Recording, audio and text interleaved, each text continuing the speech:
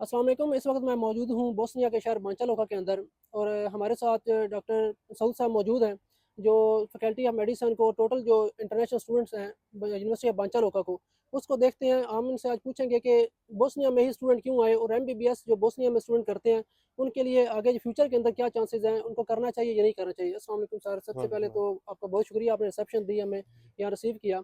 तो सबसे पहले आप ये बताइएगा कि एमबीबीएस बोस्निया में ही क्यों किया जाए, इसकी क्या रीज़न है? बोस्निया में एमबीबीएस करने के बहुत सारी रीज़न्स हैं। एक रीज़न ये है कि यहाँ पे जो एक्सपोज़र है, जी, जी। वो शायद ही कहीं मिल पाता है। क्योंकि जैसे आप देखते हैं यूनिवर्सिटी का हॉस्पिटल पीछे है, बहुत बड़ा कैंपस है। जी, जी। ये पूरे स्टेट जो है रिपब्लिक ऑफ सर्ब्स का, उसका सबसे बड़ा इंस्टीट्यूशन है पब्लिक हेल्थ का। ओके। तो सारे जो डिपार्टमेंट्स हैं, हर सिटी से, हर विलेज से, हर जगह से पेशेंट्स यहाँ ट्रीटमेंट के लिए आते हैं। तो ओके। ये डायरेक्टली अटैच्ड है फैकल्टी ऑफ मेडिसिन के साथ। तो सारे जो हमारे स्टूडेंट्स होते हैं, ये सब यहाँ जब पढ़ते हैं, तो इनको ये पेशेंट्स को एक्सेस मिलता है। क्या यहाँ से एमबीबीएस करने के बाद लोग जो हैं यूरोप के अंदर जाके वहाँ पे जॉब कर सकते हैं? इस एमबीबीएस को रिकॉग्नाइज़ करेंगे वो या नहीं करेंगे? बिल्कुल, बिल्कुल करेंगे। आई थिंक यहाँ जितना कर सकते हैं, उतना अच्छा रिकॉग्निशन कहीं नहीं मिलेगा क्योंकि बनियालोका एच+ रेटेड है एनएबिन पे, ओके। जर्मनी में। और डब्ल्यूएफएमई से भी एक्रेडिटेशन है और वो सारी world directory of medical school में भी लिस्टेड है। यहाँ से लोग प्रेफ़र करते हैं मोस्टली वियना और जर्मनी, ऑस्ट्रिया जाना, ओके। क्योंकि वहाँ पे रिकॉग्निशन ऑलरेडी है बनियालुका की, तो आपकी डिग्री ईज़िली प्रायोरिटी पे रिकॉग्नाइज़ होती है और आपका लाइसेंसिंग प्रोसेस बहुत ईज़ी हो जाता है। ये कुछ जिस तरह आप चाइना के अंदर या रशिया के अंदर, यूक्रेन के अंदर छोटे-छोटे कॉलेजेस बने हैं मेडिकल के, एक तो उन्होंने कमरे लेके मेडिकल कॉलेजेस बना देते हैं। क्या यहाँ पे भी वही सिस्टम है या यहाँ पे प्रॉपर यूनिवर्सिटीज़ है और नहीं, नहीं। पब्लिक यूनिवर्सिटीज़ हैं? बनियालुका पब्लिक यूनिवर्सिटी है। बनियालुका यूनिवर्सिटी में 17 फैकल्टीज़ आती हैं, जिनमें से ओके। एक मेडिसिन है। ओके। मेडिसिन फैकल्टी जो है वो सिटी के बीचों-बीच लोकेटेड है, ओके। सिटी सेंटर में। और जो अटैच्ड हमारा यूनिवर्सिटी हॉस्पिटल है वो ये है और इसके अलावा 4 अटैच्ड क्लिनिक्स सिटी में भी ऑपरेट करते हैं। Faculty okay. ऑफ मेडिसिन काफ़ी बड़ी बिल्डिंग है, 4 फ्लोर की बिल्डिंग है और ऑलमोस्ट और 1984 इनकी से एनुअल एस्टैब्लिश्ड है। फीस जो कितनी है तकरीबन? Annual fees €4500। 4500 हाँ जी, यूरोज़ है। €4500। जो फैकल्टी ऑफ मेडिसिन है उसके अंदर हमें कौन से इंग्लिश टॉट प्रोग्राम्स मिल जाते हैं उसके बारे में जरा हमें थोड़ा फैकल्टी ऑफ मेडिसिन में इंग्लिश टॉट प्रोग्राम्स में हमारे पास बीएससी नर्सिंग है, डेंटल है बताइए। और एमबीबीएस है। करंटली ये 3 डिग्रीज ऑफर्ड है। और इनका जो फीस स्ट्रक्चर है उसके बारे में थोड़ा सा अगर बता दें। जी। 4500 यूरो है एमबीबीएस के एमबीबीएस लिए का जी, हाँ। और नर्सिंग। नर्सिंग का 3000 यूरो है ओके। और और डेंटल का 3500 यूरो। 3500, जी, सो ग्रेट हो गया।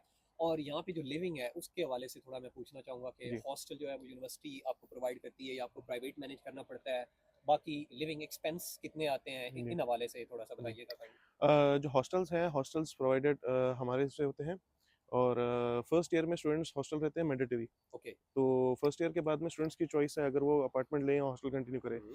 हॉस्टल्स की यूजुअली कॉस्ट होते हैं पर मंथ आपको 125 यूरोस। 125 यूरो। जी। और अगर आप अपार्टमेंट शिफ्ट होते हैं, अब यूजुअली लोग 3-4 शेयरिंग में होते हैं, ओके। तो भी आपको 125 यूरो तक ही कॉस्ट आना है अपार्टमेंट का। Alright, alright. फिर दूसरी चीज़ होती है आपकी लिविंग एक्सपेंसेस। ओके। बनियालों का यूरोप का सबसे ये मेरे को ये चीज़ पर्सनली जो पसंद है बनियालों का कि आपको यूरोप की सारी एमिनिटीज़, आपको यूरोप की सारी फ़ील आपको यूरोप से बहुत कम प्राइस में मिलती है। That's great. अफोर्डेबिलिटी है बट क्वालिटी कम नहीं है। तो बिल्कुल, ये हम इन चीज़ को वाज़ा देख सकते हैं, जी, ठीक है? इवन और जो बड़ा यूनिवर्सिटी से लिंक्ड इंफ्रास्ट्रक्चर हॉस्पिटल है। बहुत अच्छा है और बाकी यहाँ पे इलाका बहुत खूबसूरत है। जी, लिटरली जी। हमें पसंद आया है, और कुछ है ये नहीं है। इसके अलावा जो यूनिवर्सिटी ऑफ बांचालोका जिसको आप डील कर रहे हैं, उसमें और कौन-कौन सी फैकल्टीज़ हैं, स्पेशली बिज़नेस के हवाले से या और? फैकल्टीज़ यहाँ पे है इकोनॉमिक्स फैकल्टी, ओके। जहाँ पे एमबीए का प्रोग्राम होता है ओके। और बीबीए का प्रोग्राम है। उसके अलावा फैकल्टी ऑफ लॉ है, उसमें ओके। इंटरनेशनल प्रोग्राम तो नहीं है जी, जी। बट फैकल्टी ऑफ ये law one of the English short most known program है। ऑफर्स कर रही हैं या बाकी फैकल्टीज़ भी? फैकल्टी ऑफ इकोनॉमिक्स कर रही है फिलहाल में, faculty of economics. MBA IT से प्रोग्राम रिलेटेड में जी। फिलहाल कोई ठीक प्रोग्राम है। नहीं है अभी। अभी तो नहीं है बट इन डेवलपमेंट है। यहाँ पे इंटरनेशनल स्टूडेंट्स जो आते हैं, हाँ अभी जी, क्या अभी रुझान बना है इस तरफ आने के, अभी रिसेंटली हमने भी स्टूडेंट यहाँ पे भेजे हैं, तो काफ़ी मुतमिन है स्टूडेंट, लेकिन अभी और भी कंट्री से यहाँ पे स्टूडेंट आ रहे हैं, हाँ जी, लाइक आ रहे पाकिस्तान एरिया, आपका इंडिया कंट्री एरिया से अ, भी स्टूडेंट काफ़ी आते होंगे। इस साल के हमारे इनटेक में स्टूडेंट्स हमारे पास इंडिया से आए हैं, ओके। पाकिस्तान से आए हैं, ईरान से आए हैं, यूके से आए हैं, अच्छा, यूके से भी यहाँ स्लोवेनिया स्टूडेंट से, हाँ पढ़ने जी। आ रहे हैं। जी, जी, यूके से भी ओके। हैं, स्लोवेनिया से हैं, अच्छा, जर्मनी अच्छा। से हैं।